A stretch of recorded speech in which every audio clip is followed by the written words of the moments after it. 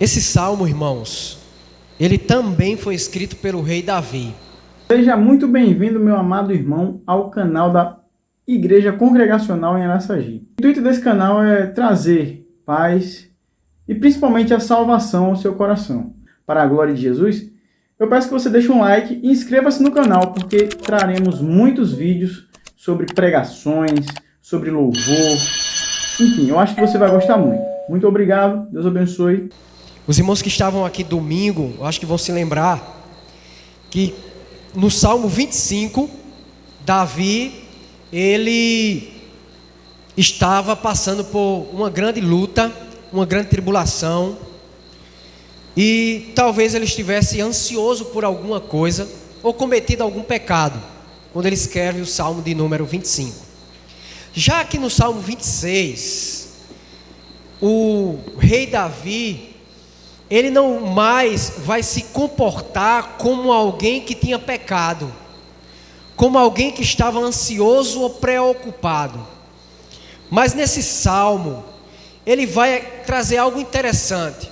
Ele vai trazer o outro lado da vida dele. Se no Salmo 25, ele está dizendo que é pecador, que ele precisa de perdão, que ele precisa da presença de Deus, que ele precisa que o Senhor o abençoe, dê vitória diante dos seus inimigos. Já aqui no Salmo 26, ele muda completamente a história. As palavras dele aqui é totalmente diferente. Perceba no verso 1. O verso 1 ele vai dizer assim, irmãos: faze-me justiça, Senhor, pois tenho andado na minha integridade e confio no Senhor sem vacilar.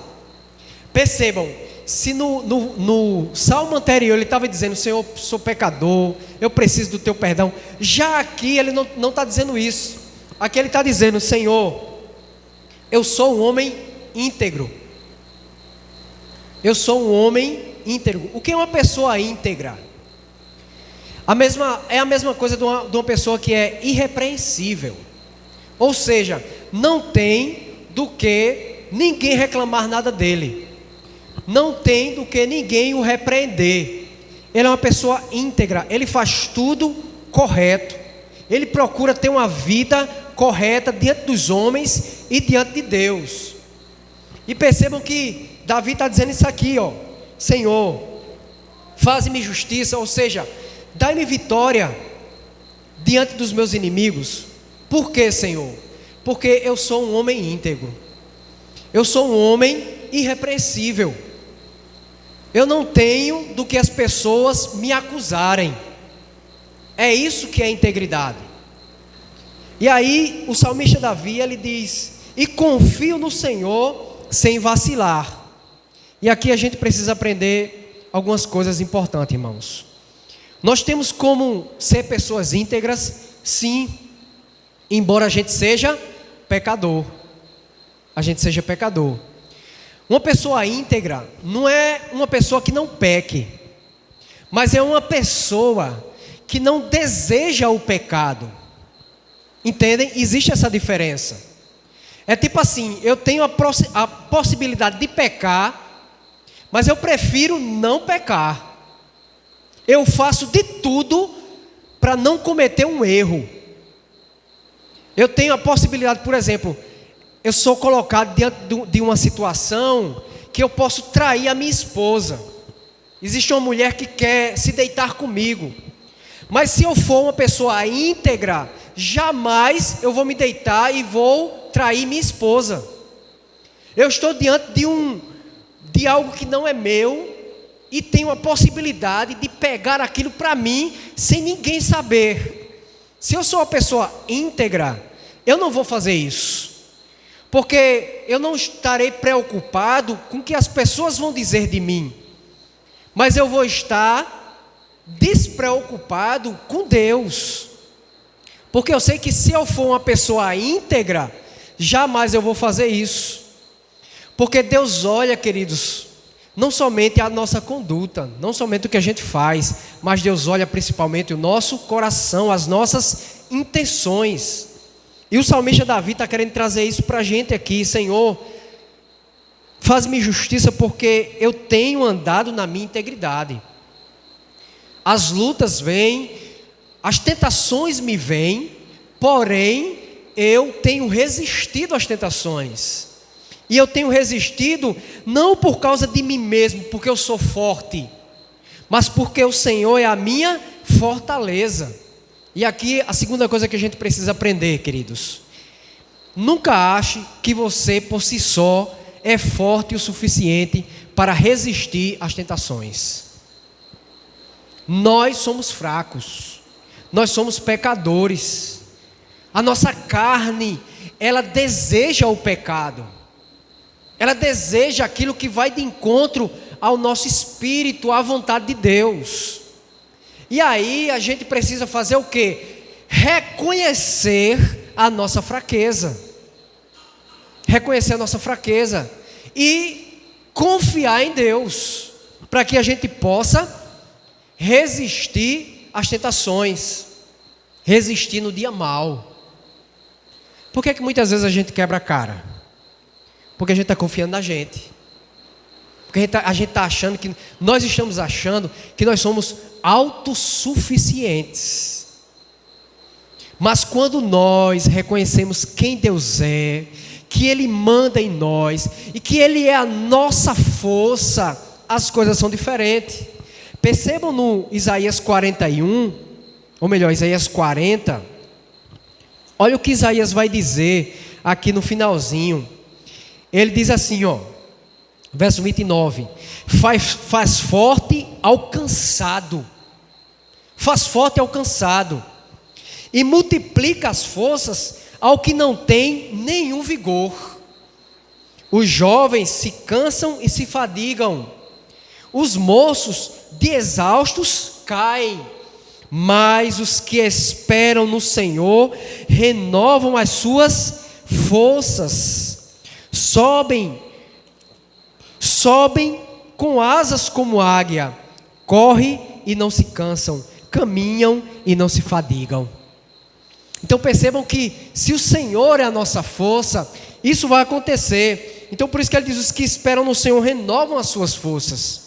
Então o salmista Davi, ele sabia disso, e nós precisamos também saber que nós somos fracos. Ele diz algo interessante, né? O jovem, ele é disposto, né? O jovem é disposto. Você pegar um jovem de 18 anos e um homem de 40 anos e colocar para correr, né, irmãos? A gente sabe quem vai ganhar. Mas aqui está dizendo que os jovens também se cansam, eles se fadigam também. Mas os que esperam no Senhor renovarão as suas forças, porque o Senhor é a nossa força. E aqui ele não está querendo trazer algo físico, mas é algo espiritual para nós. Às vezes nós estamos cansados da nossa vida, cansados dos problemas, cansados das decepções, não é verdade? Cansado de se decepcionar com as pessoas, cansado de se decepcionar com a gente mesmo. Mas aí, quando a gente entende o nosso cansaço, que a gente vai aos pés do Senhor, o que é que Deus faz? Renova as nossas forças, nos dá novamente esperança, nos mostra que nem tudo está perdido, que Ele é aquele que nos restaura, que Ele é aquele que nos liberta, que Ele é aquele que nos transforma, que Ele é aquele que nos dá uma nova vida, uma nova expectativa. Esse é o Deus que eu acredito, esse é o Deus que nós precisamos acreditar. É um Deus que move a nossa vida, move o nosso caráter, nos molda segundo a sua vontade. Percebam que Deus, alguém já fez tem lá em Jeremias, né? Deus é aquele oleiro, né? E nós somos o quê? O barro. Os irmãos sabem o que é oleiro, né? Aquele camarada lá que faz o jarro, né? Pega lá, bota o barro naquela máquina lá, molha, né? O bicho começa a rodar e daqui a pouco ele vai, pega o barro, vai amassando, né? Vai amassando e daqui a pouco começa a moldar. Daqui a pouco sai o quê? Um vaso, uma coisa linda. Mas também acontece desse vaso, muitas vezes, na mão ali do oleiro, ele trincar, né? Quebrar. E aí o que é que o oleiro faz? Volta tudo de novo e vai, moldando. Assim Deus faz conosco, irmãos. Muitas vezes nós estamos quebrados, estamos decepcionados, mas quando a gente está nas mãos do Senhor, Ele nos refaz. Aquele vaso quebrado Ele faz novamente, né? Tem até um hino, ou tem vários hinos que falam sobre isso, né? Essa questão de nós estarmos na mão de Deus, que é o oleiro, e que nos transforma, e que nos faz um vaso de honra, um vaso de bênção, irmãos. Tem até um hino no nosso cenário, né? Quero ser um vaso de bênçãos. É isso que Deus faz conosco, quando a gente também se entrega para Ele. Então, confiar no Senhor e procurar ser uma pessoa íntegra, que não tem do que se envergonhar, que as pessoas olhem para nós e digam: não, fulano ali, não tenho o que reclamar dele não. Não, fulano ali é uma bênção. Ali pode vender sua casa fiado que ele paga. Né, irmãos? Como é bom você ter confiança. Eu, só abrindo um parênteses aqui, certa vez eu trabalhava na Guaraves, né? Eu trabalhava na Guaraves, no Abatedouro. E eu sempre gostava de evangelizar, né? A gente tinha um culto lá, na hora do almoço, a gente tinha uma hora de almoço. Aí na hora do almoço, a gente almoçava rápido, eu chamava o pessoal, a gente subia pro auditório, e lá a gente cantava, eu trazia a palavra, e era muito bom, né? E certa vez a gente estava no vestiário dos homens, né? E aí a gente conversando e tal, e aí tinha um rapaz que se dizia crente, e aí ele bagunçando lá, e aí tinha outro rapaz brincando com ele, aí no meio da conversa lá, esse rapaz que não é crente, disse para esse outro menino que se dizia que era crente, e eu estava lá perto também. Eu por fora da história, né? Mas estava lá no vestiário. Aí ele disse assim: olha, Serginho, aí ele me chamava de Serginho, sabe? Sou maguinho, né? Ele disse assim: Serginho é crente, mas tu não é não. Tu é um falso profeta. Irmãos, eu fiquei morto de vergonha. Ele disse isso com o menino, mas eu fiquei com vergonha. Então, irmãos, e aquele menino saiu, sabe, bagunçando lá, brincando com os outros lá, né? Por que ele disse isso? Porque aquele menino, ele não dava testemunho de crente. Ele não era uma pessoa íntegra. Pelo contrário, ele dizia que era crente, mas ele não comprovava que era crente. Só vivia bagunçando lá com os outros meninos, né? E aí o rapaz lá disse: não, Serginho é crente, agora tu não é não. Tu não é não. Então, irmãos, é procurar fazer aquilo que é correto, para que o nome de Deus seja glorificado na nossa vida. É fácil? É não. Pense num negócio difícil, João. É ser uma pessoa íntegra. Pense numa coisa difícil, é ser crente. A verdade é essa. Tem até eu vi uma vez um vídeo, né? Um rapaz dizendo assim: rapaz, o que é que existe mais de difícil aí, né? Ele disse: olha, a coisa mais difícil que existe é ser crente. Porque crente não pode fazer nada. Crente não pode mentir, crente não pode roubar, crente não pode adulterar, crente não pode isso, não pode aquilo. E eu dizia, né, quando eu vi, ele está certo. Ele só esqueceu de uma coisa. Ele só esqueceu de dizer o lado bom de ser crente. Porque o lado ruim ele disse, né? Não pode fazer. Agora ele esqueceu de dizer que o crente tem uma nova vida, que o crente tem paz, que o crente é uma pessoa alegre, que o crente é uma pessoa feliz, que o crente tem esperança, que o crente sabe para onde vai depois que morrer. Isso aí ele esqueceu. Que Jesus está na vida do crente, isso aí ele não falou não, porque ele só quis mostrar a coisa negativa para que as pessoas não queiram ser crente. Realmente, irmãos, a gente não pode pecar, a gente não pode matar, a gente não pode roubar, a gente não pode se prostituir. A gente não pode não, é uma luta diária contra essas coisas.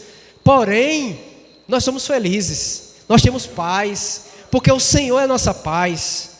A nossa alma tem sede e Jesus saciou a nossa alma. A nossa alma tem fome e Jesus é o pão que alimenta a nossa alma. Não é isso? Jesus é o nosso caminho, Jesus é a nossa verdade, Jesus é a nossa vida, Jesus é a nossa ressurreição, Jesus é a nossa esperança. Cristo em vós, a esperança da glória. Tem coisa melhor do que ser crente? Mesmo que seja difícil, é andar no caminho estreito, cheio de barreiras, de pedregulhos, Mas, irmãos, quem tem Cristo na vida, pode passar pela dificuldade que passar, tem paz no coração. Porque a nossa paz, viu, João? A nossa paz não depende de circunstâncias. Não é se a gente está rico ou se estamos pobres. Se nós estamos com saúde ou se estamos doentes. Se a gente está passando por algum problema ou não. A nossa paz, ela depende de uma pessoa. E essa pessoa é Jesus. Jesus é tudo, irmãos, para nós. Jesus é tudo de bom para a gente. Por que é que nesse momento tem pessoas em países onde há uma grande perseguição, principalmente aqueles países muçulmanos, Arábia Saudita, Afeganistão? Você não pode ser crente lá não. Mas por que é que tem crente lá nesse momento? Que os soldados estão dizendo assim: ou tu nega Jesus ou tu morre. E o cara diz: eu não nego, e morre. Tem outros que dizem assim: ou tu nega Jesus ou teu filho vai morrer. Ele diz: eu não nego, pode matar. Ou tu nega Jesus ou tu vai apanhar, tu vai ser preso, tu vai ser torturado. E o cara diz: eu não nego. Por quê, irmãos? Porque Jesus é a nossa esperança. Porque Jesus é tudo de bom que a gente tem. Nada no mundo pode substituir Jesus. Porque a gente sabe que quando a gente partir daqui, a gente vai para onde? Para o céu. Onde a Bíblia diz que é um lugar incomparavelmente melhor. Essa é a nossa esperança. Triste do homem que coloca o seu coração nas coisas aqui da terra, que não tem esperança. Que não tem esperança. Feliz aquele que coloca Jesus na sua vida, porque Ele é a esperança da vida eterna. Esse é o nosso prazer, esse é o nosso Senhor Jesus Cristo. Então, irmãos, é confiar no Senhor, é procurar ser um homem íntegro diante dos homens e diante de Deus. E para a gente terminar, que eu estou só no verso 1 aqui, né? Só no verso 1. Depois a gente dá o restante. Mas ele termina dizendo assim: confio no Senhor. Confio no Senhor, sem vacilar. Eu acho que vocês já assistiram aqueles filmes de guerra de antigamente, né? Que tem aquelas flechas, né? Tem aqueles guerreiros, tal. Tinha aquelas espadas, não tinha as armas que tem hoje, né? Mas era espada, era flecha, né? E existia grandes guerras nessa época de Davi. Irmãos, e não era fácil para um rei ir para a guerra com os seus soldados. Porque ele não sabia qual a estratégia do seu inimigo. Ele não sabia quais eram as armas do seu inimigo, como eles iriam agir. E para Davi ter vitória, ele teria que primeiro confiar em Deus. Davi muitas vezes ganhou batalhas com soldados a menos, com muitos soldados a menos. Mas por que ele ganhou? Porque ele não foi confiando em si, ele foi confiando em Deus. Teve um homem na Bíblia que ganhou uma batalha contra 20.000 pessoas com 300 homens. Sabem quem é ele? Se lembram dessa história? Gideão. Gideão, existia o exército inimigo e Deus mandou que Gideão fosse guerrear contra aquele povo. E tinha cerca de 20.000 pessoas em Israel para guerrear. Aí Deus disse: não, é muita gente. É muita gente. Não. Aí ele disse: olha, faça o seguinte, diminua para 10.000. Diminuiu. E aí Deus disse: olha, faça o seguinte, mande para casa os covardes, aqueles que têm medo, aqueles que são recém-casados, mande tudo para casa. Aí ficou a metade. Aí Deus disse: olha, pega essa metade aí, faça o seguinte, bote eles para beber água, lá no rio, bote eles para beber água, e faça o seguinte, aqueles que colocar o rosto na água, beber água com a boca na água, você separe. E aqueles que pegar a água com a mão, você separe do outro lado. E aí o que é que acontece? Daqueles que pegavam a água e levavam para a boca, ficou só 300. 300 homens ficaram. Aí Deus disse: é esses 300 que eu quero para vencer a guerra. É esses 300. Gideão poderia ter tremido na base, né, irmãos? Como é que eu vou lutar contra um exército de 20 mil pessoas com 300 homens? Diga aí. Mas quem estava mandando era quem? Deus. Deus disse: vá. E a Bíblia diz que com esses 300 homens, Gideão venceu a batalha. Porque ele não foi na força do seu braço. Ele não foi confiando em si, mas ele foi confiando em Deus, porque Deus disse que ia dar vitória a ele. Assim também somos nós, quando nós confiamos no Senhor. As lutas, as batalhas que nós enfrentamos, quem vai nos dar vitória não somos nós, é Deus. Quando a gente confia nele, ele luta por nós. Amém, irmãos? Que Deus nessa noite nos abençoe, que essa palavra possa ficar em nosso coração, que a gente confie mais e mais em nosso Deus.